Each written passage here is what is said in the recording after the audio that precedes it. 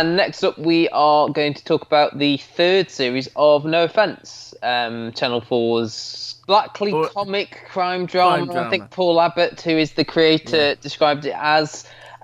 This series kicks off with a protest outside a mayoral debate between characters played by two people you never thought would be in the same thing, Lisa McGrills and Ace Batty, but there you go. Before we go into it, there is extensive coverage Yeah. with all of the cast. So it starts with a protest outside a debate, and during the debate, Joanna Scanlon's character Viv Deering is sort of ushered onto the stage, and while this is happening, a gunman shoots his gun. The term we use in the police is fires his gun. There we go. A chase ensues. Are we spoiling things? Yes. Okay. Yeah. Because so spoiler if you haven't seen it, go and watch it now. Pause it Yes. here, Yeah. and it results in the death of Alexandra Roach's character Joy. Was it a genuine shock for I you? thought they'd kill off Will Mellor. Yes, it is still hard to buy that her dad is Dave Johns as well. Yeah, who is he? Hi, Daniel Blake. Thank you, love. You're all right, dog.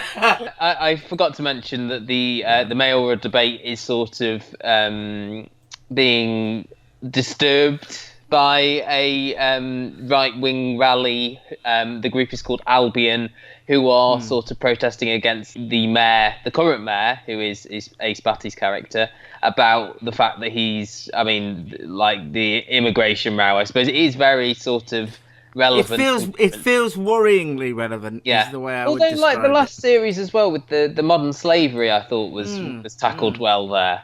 I've read a review of it, not a review, but like a preview, if you will, and they described it as like having a sort of comic, being like a cartoonish world.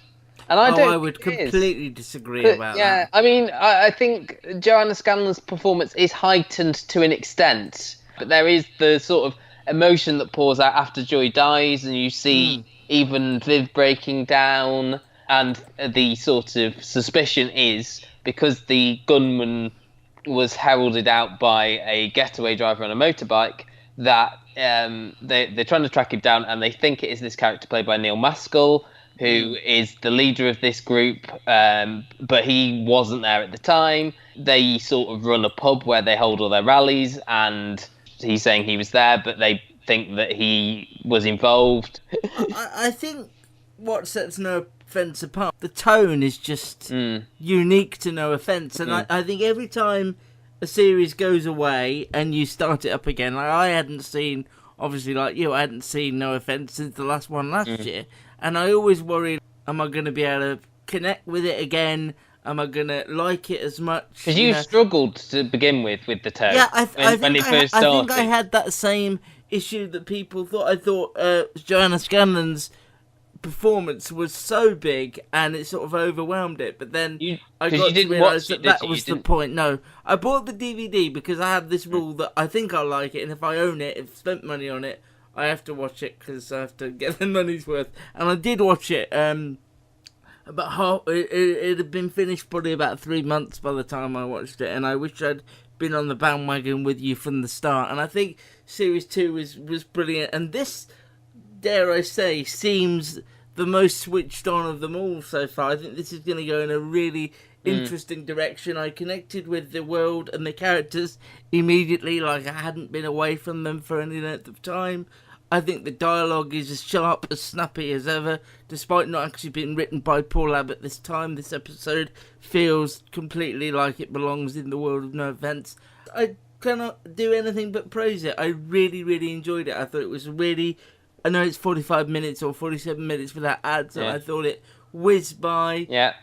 I just think it's compelling, interesting, and unlike anything on television, and I want more eyes on it. So if you've never seen it, I think this might be a good place to start, really, because I think they've let a lot of the things from the past, like Joanna Scanlon's husband's story. I think that's probably much like him dead in the water. So I think because a lot of that, was around Joy as well, wasn't it? Yeah. And the fact that I was really, really, really into it almost immediately. It didn't need to try very hard to get me. I thought the despite knowing the big sort of shock, twist. it still really had me on the edge of my seat.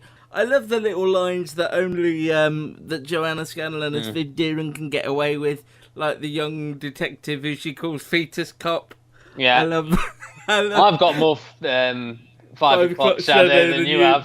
Paul Ritter's amazing. Paul Ritter's first appearance on screen this year as this sort of camp film director was superb. He plays the pathologist, doesn't he, in this? Yeah. And I feel his scenes... I mean, he's sort of like the father figure in a way, isn't he? She's the mother figure, and he's the slightly father / sort of creepy uncle figure.